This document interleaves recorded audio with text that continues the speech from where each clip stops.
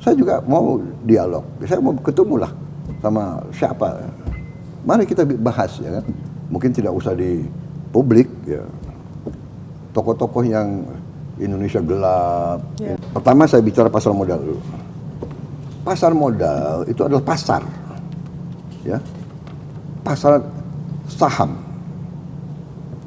Pasar saham itu dipengaruhi oleh mekanisme pasar. Kadang-kadang naik, kadang-kadang turun, ya kan? Ada siklus, dan itu berjalan. Orang yang masuk pasar saham, dia tuh cari untung secepat-cepatnya, ya. Ini kalau kita bedakan dengan direct investment,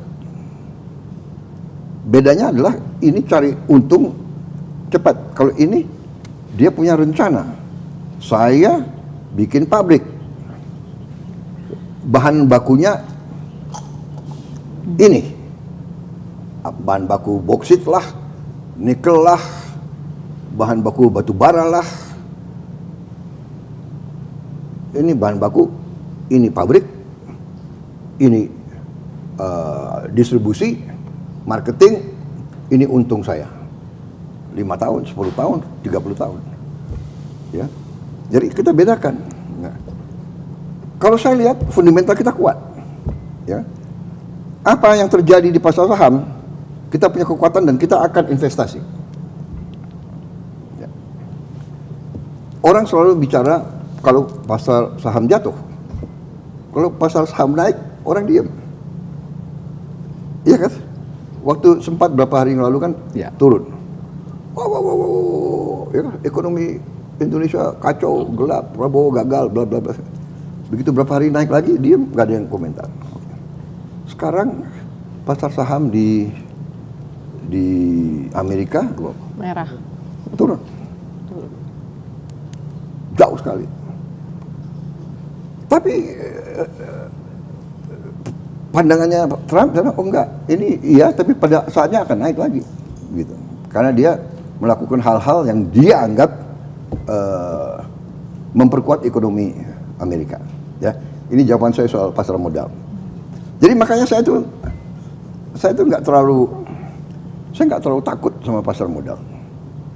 Ya, karena Indonesia punya kekuatan itu. Yang kita sadar ya, kita jangan punya rasa rendah diri.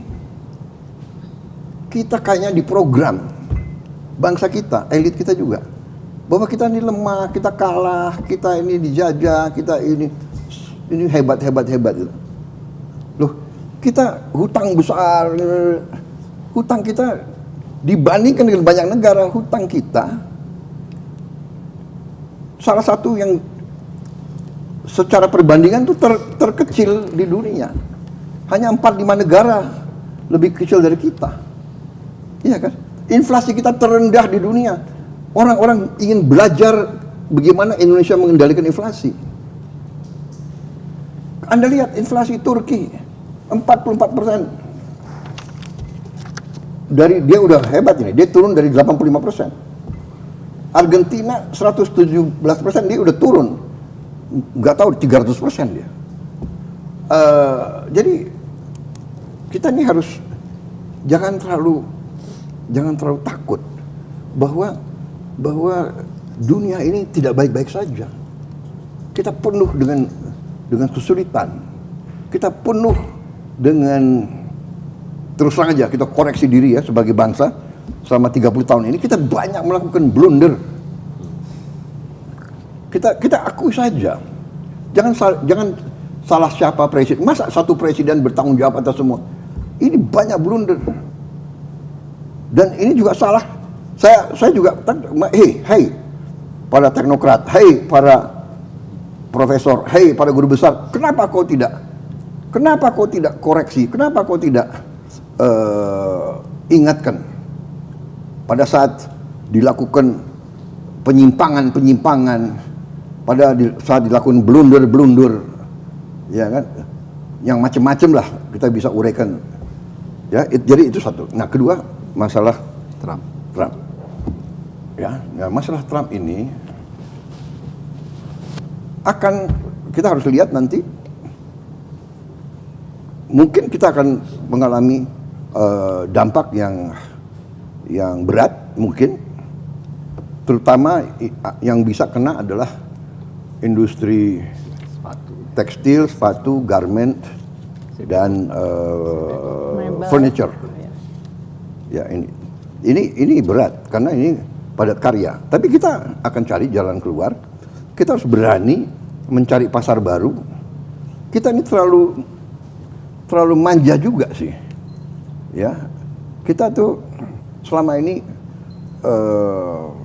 tertarik oleh ekonomi Amerika, benar, karena ini kan sistem ekonomi yang Amerika ajarkan kepada kita, kan? Iya kan? Free market, benar nggak? Globalization, iya kan? There are no borders. Mereka ajarkan kepada kita. Kita murid yang setia. Ya kan? We follow what they teach us. All the time.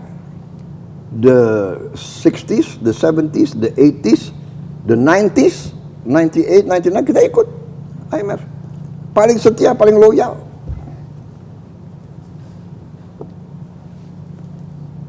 Sekarang kita harus bangun, kita harus dewasa. Dan tidak hanya kita, Eropa, negara ASEAN, semua, Australia, semua. Kalau begitu, sekarang situasi berubah. Dan memang benar situasi berubah. Dan itu yang saya sudah ingatkan, bertahun-tahun saya ingatkan. Tolong buka rekam digital saya, rekam jejak saya. Saya sudah ingatkan. Saudara-saudara sekalian, Indonesia harus berdiri di atas kaki kita sendiri. Tapi orang bilang, retorika. Tidak, saya dari dulu. Saya dari dulu memperjuangkan, saya sudah sadar, saya sudah mengerti bahwa suatu saat nobody is going to help us. Tidak ada yang akan bantu kita kecuali diri kita sendiri. Dan ini realita. Tidak ada yang bantu India, tidak akan ada yang bantu Vietnam, tidak akan. Setiap negara harus mengurus dirinya sendiri. Tapi, banyak orang mengatakan juga bahwa Amerika memaksa semua negara untuk cari pilihan lain. Nanti Kanada sudah mengatakan, ya. Anda baca, Anda dengar pidatonya Perdana Menteri Kanada, kalau Amerika tidak memimpin, Kanada akan memimpin. Bayangkan, Kanada nanti sama Eropa Barat, ya kan? Saya akan berangkat juga ke Eropa awal Mei. Saya akan ketemu Perdana Menteri Anwar nanti sore.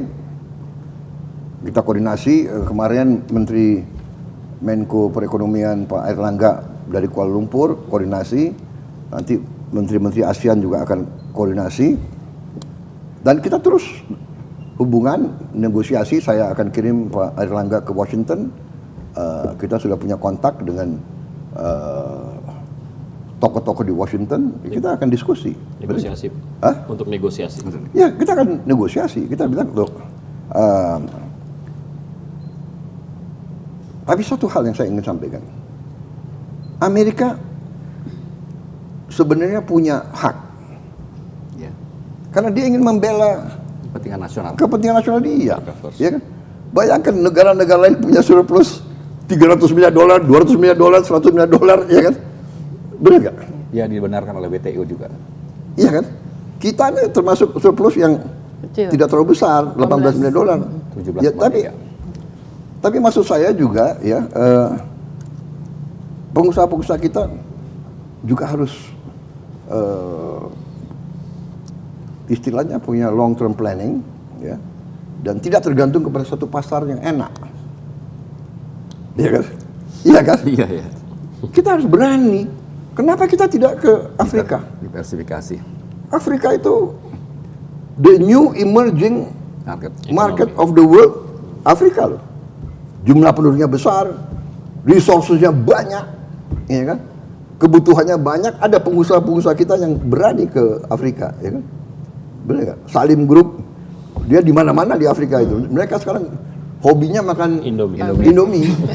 Dan mereka kira Indomie itu makanan mereka itu. Kayak spaghetti, jatuhnya mengganti spaghetti. Ada di Nigeria, di Ethiopia, Turki, Tanzania. di Mesir. Jadi we have to look for new market, benar nggak? Yang kita concern hanya memang apa itu garment, sepatu, ya kan? Itu yang dua concern. Tapi, nah ini bagian ya, makanya masalahnya adalah kita harus berani dan saya bertekad untuk mengurangi kemiskinan. Jadi kalau orang miskin kita keluarkan dari kemiskinan, dia punya resources, dia punya uang, domestic market kita hidup. Kita 300 juta loh sebentar lagi, ya kan? Kita sebesar Amerika. Jadi nanti sepatunya kita jual aja di antara kita. Pakaian, kita punya anak sekolah, berapa anak sekolah kita ya? 60 juta kalau nggak salah. 70 juta. Penerima manfaat nanti 82 juta. Jadi mungkin anak-anak kita ya mungkin 75 juta mungkin. Mereka butuh sepatu. Mereka butuh pakaian, pakaian olahraga, pakaian pramuka. Tas. Ya kan?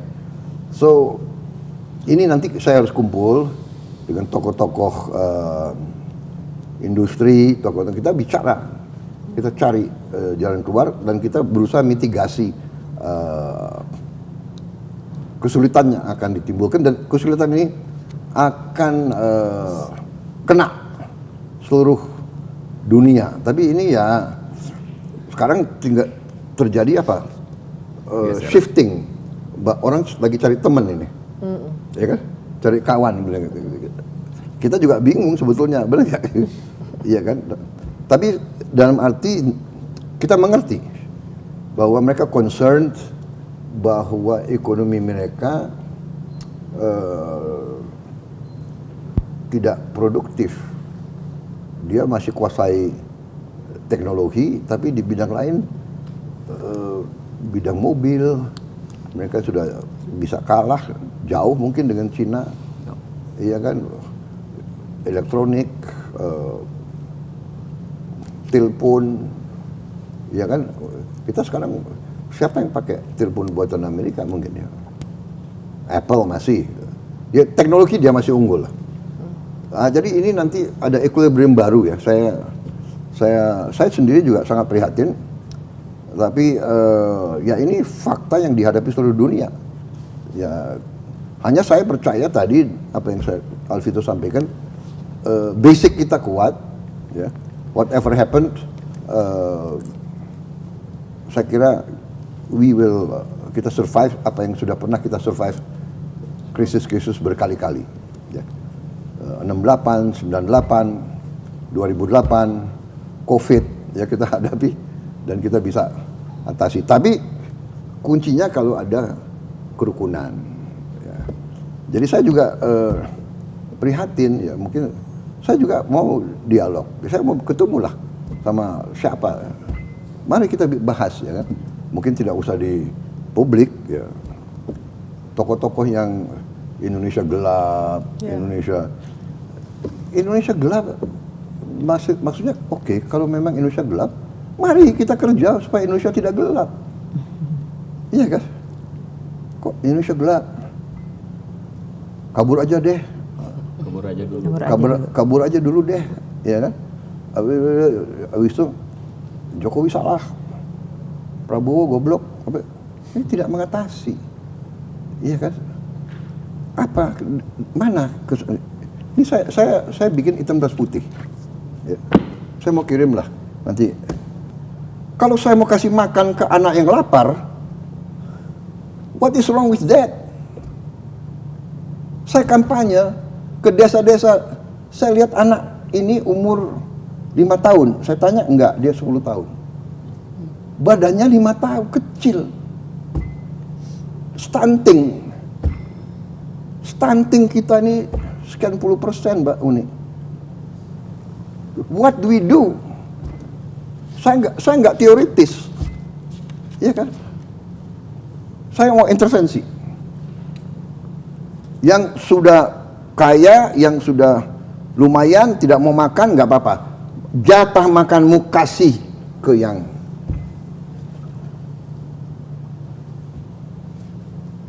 Ini sesuatu yang tidak bisa saya terima di hati saya. Ada anak dikasih makan, telurnya dipotong, dibungkus. Guru, kenapa? Untuk adik saya di rumah. Ada anak dikasih bingkis, dikasih tidak makan. Kenapa? Ibu saya di rumah. Di rumah nggak ada nasi. Dia bicara dengan tidak sedih. Dia bisa, ini tidak bisa terjadi. Saya nggak terima. Saya sebagai pemimpin, saya sebagai patriot, bukan ini republik yang saya bela dari sejak muda. Jadi saya akan berjuang keras supaya tidak ada orang lapar di Republik Indonesia. Saya akan kerja sekeras-kerasnya.